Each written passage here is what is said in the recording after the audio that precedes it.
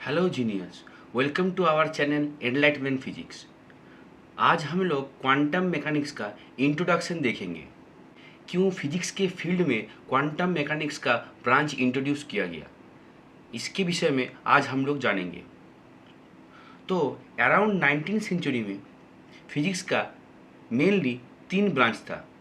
एक था classical mechanics. Classical mechanics में हम लोग कोई भी ऑब्जेक्ट का, जिस ऑब्जेक्ट का मास और वेलोसिटी कंपेरेटिवली बहुत इजीली मेजर हम लोग कर सकते हैं, उसको लेके हम लोग क्लासिकल मैकेनिक्स में डिस्कस करते हैं।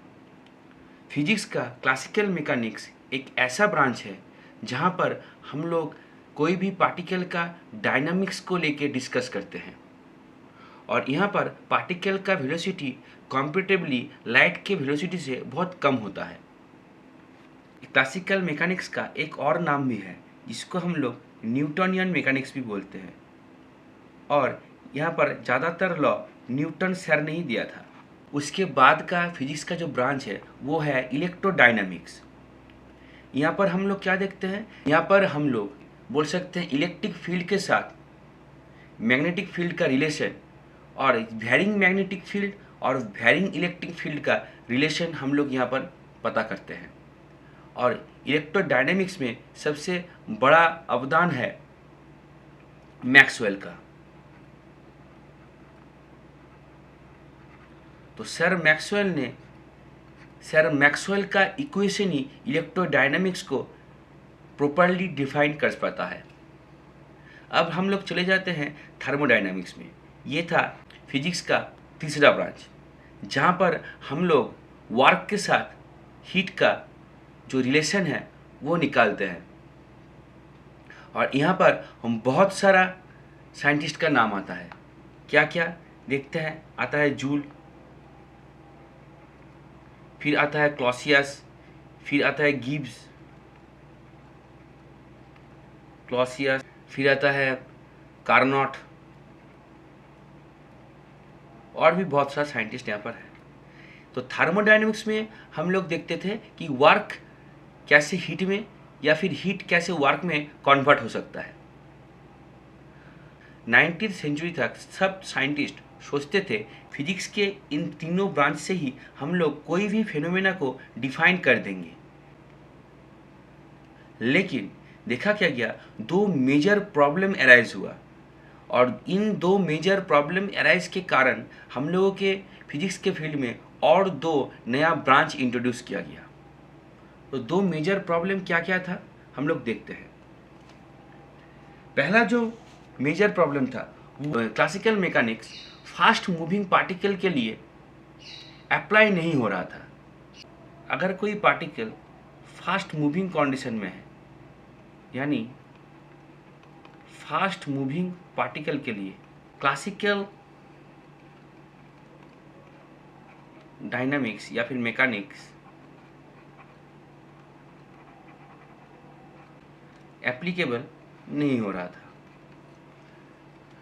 तो यहाँ पर फास्ट मूविंग मतलब कि जिस पार्टिकल का velocity comparably velocity of light के साथ हो सकता है। जैसे लाइट का वेलोसिटी होता है 3 × 10⁸ मीटर पर सेकेंड। तो जिस पार्टिकल का वेलोसिटी इस लाइट के वेलोसिटी के साथ कंपेरेबल होगा, जैसे पकड़ लो कि कोई पार्टिकल का वेलोसिटी है 10⁶ मीटर पर सेकेंड, या फिर 10⁷ मीटर पर सेकेंड। तो ये कंपेरेबली लाइट के साथ करीब करीब कंपेरेबल ये सब पार्टिकल का वेलोसिटी लाइट के साथ कंपेरेबल है, लाइट के वेलोसिटी के साथ कंपेरेबल है। ये सब पार्टिकल बहुत ज़्यादा फास्ट मूविंग पार्टिकल है, और इसके लिए या फिर क्लासिकल मैकेनिक्स अप्लाई नहीं हो रहा था। फिर और एक तो प्रॉब्लम आ गया। क्या प्रॉब्लम आ गया कि जब हम लोग एटॉमिक लेवल में जा रहे हैं, मतलब क्या, हम लोग कोई भी पार्टिकल का एटॉमिक स्ट्रक्चर डिफाइन कर रहे हैं, या फिर एटॉमिक स्पेक्ट्रम को हम लोग डिफाइन कर रहे हैं, तो ये सब के लिए भी क्लासिकल डायनामिक्स फेल हो रहा था। तो दूसरा प्रॉब्लम क्या आया कि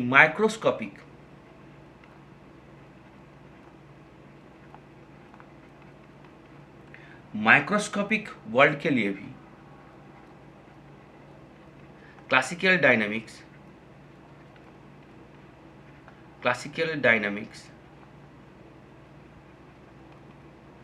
फेल हो रहा था।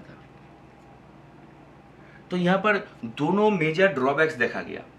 क्या देखा गया कि फास्ट मूविंग पार्टिकल के लिए भी क्लासिकल मैकेनिक्स अप्लाई नहीं हो रहा है, और माइक्रोस्कोपिक वर्ल्ड के लिए भी क्लासिकल डायनामिक्स अप्लाई नहीं हो रहा है। यहाँ पर माइक्रोस्कोपिक वर्ल्ड में कुछ फिनोमेना देखा गया जहाँ पर क्लासिकल डायनामिक्स से हम लोग उसको डिफाइन नहीं कर पाए। जैसे पहले आ गया स्टेबिलिटी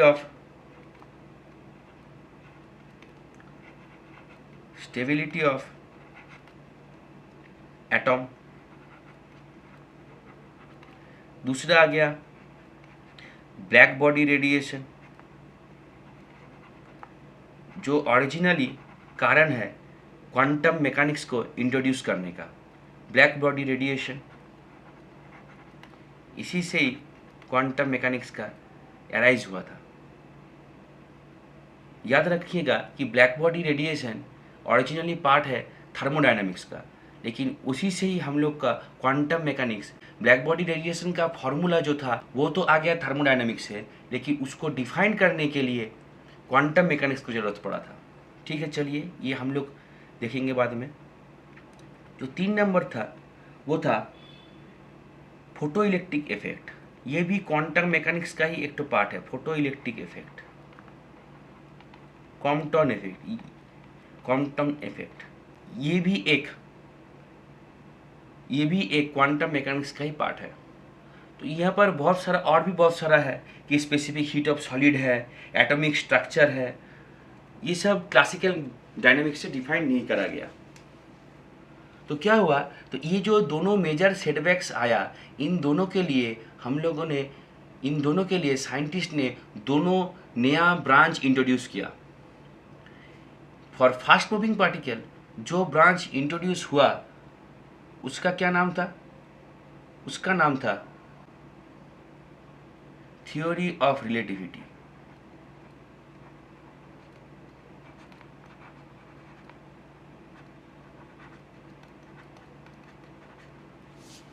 और माइक्रोस्कोपिक वर्ल्ड को डिफाइन करने के लिए जो ब्रांच इंट्रोड्यूस हुआ उसको बोलते थे क्वांटम मैकेनिक्स।